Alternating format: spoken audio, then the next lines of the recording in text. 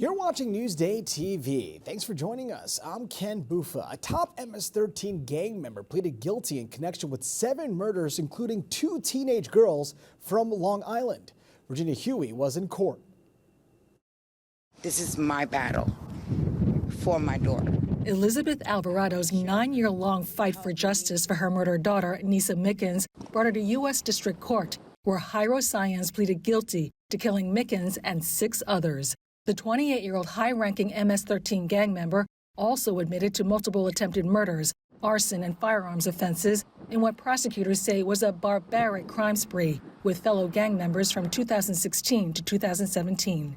Sáenz said in Spanish through a translator, quote, "I did these things, and I knew they were wrong." I miss him. George Johnson's 29-year-old son, Michael Johnson, was the first victim, found bludgeoned and stabbed to death in Brentwood on January 28, 2016. And I keep the kid with me every day. Every day I got. So this kid has no idea what he's done to me. 15-year-old Mickens and 16-year-old Kayla Cuevas were killed with a machete and baseball bat on September 13, 2016 in Brentwood. Alvarado bears a tattoo of her daughter's name on her arm, a symbol of her heartache. When she got killed on the 13th, her birthday was the next day.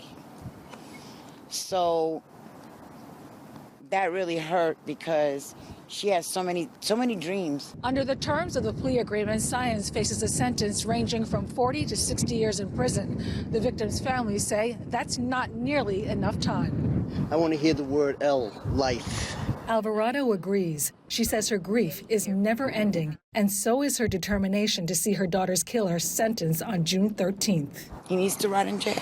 In Central Islip, Virginia Huey, Newsday TV. Now you can read more about this story over at Newsday.com. And only in Newsday, prosecutors are requesting a cheek swab from the man accused of driving drunk in the deadly nail salon crash. Now, prosecutors hope this strengthens DNA evidence that allegedly shows Stephen Schwally drank 2 bottles of Long Island iced tea cocktails. Usually, there's a request for a buccal swab when the identity of the perpetrator is at issue. That's really not an issue here. Now, the 64-year-old is accused of crashing into a Deer Park nail salon, killing 4 people and injuring others back in June. He has pleaded not guilty and is due back in court next month. And dozens of people were evacuated from an apartment fire today. Take a look.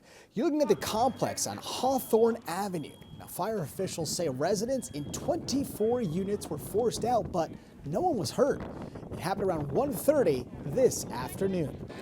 And Governor Kathy Hochul delivered her State of the State address. Now, Hochul proposed a $1 billion middle-class tax cut and $3 billion in tax rebate checks.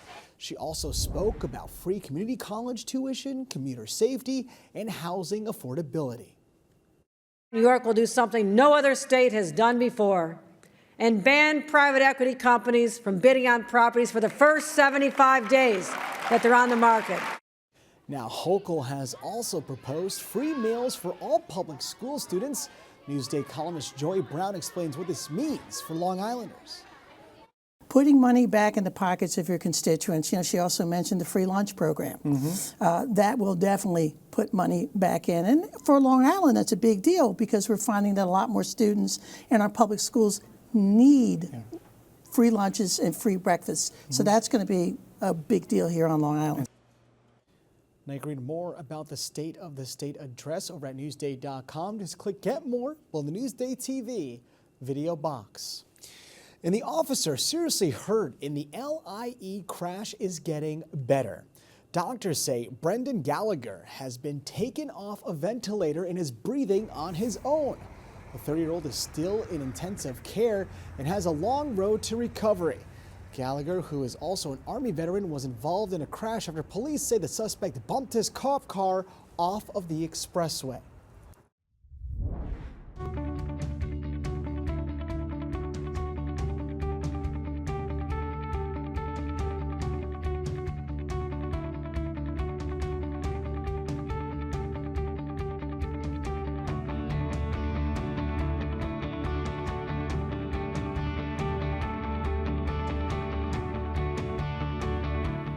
Looking to get organized in the new year? Well, there's a custom closet maker in Hempstead that can help you out. Here's LI Works. Grab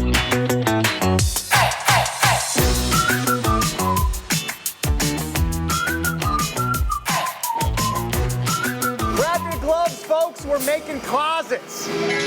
In a workshop in Hempstead, Fenton Jargonoff is cutting, stacking, and creating custom-made closets all week long.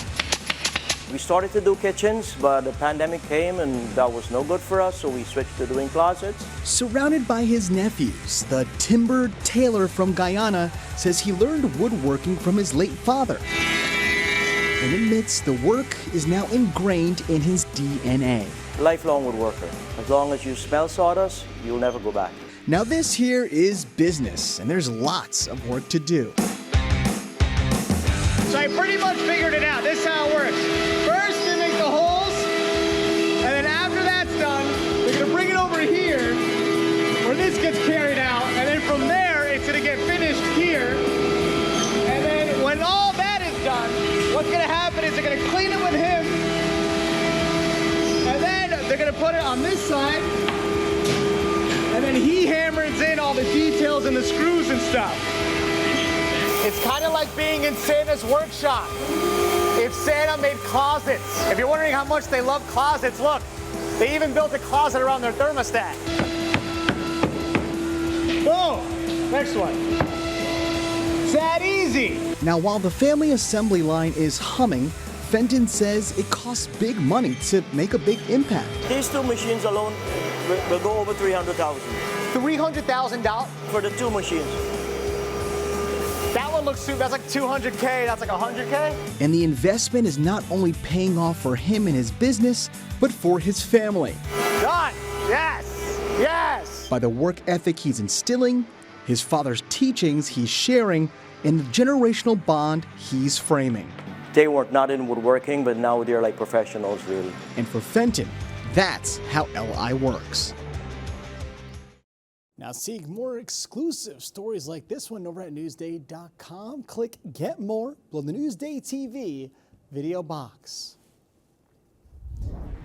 Now let's take a look at your Long Island weather, and the wind may be back. So tonight you can see we are in the 20s, but tomorrow we do have some wind joining us for the day. So taking a closer look at tomorrow, we can see that we are pretty much in the 30s for most of the day, but the wind will be with us, but so will the sun. As for the 7-day forecast, well, Saturday does not look great. Sunday we may have some snow. We'll see how the rest of the week shapes out.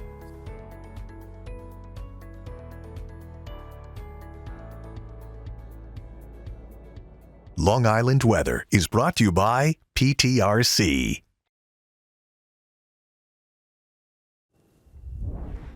You're watching Newsday TV. I'm Ken Bufa. Thank you so much for joining us.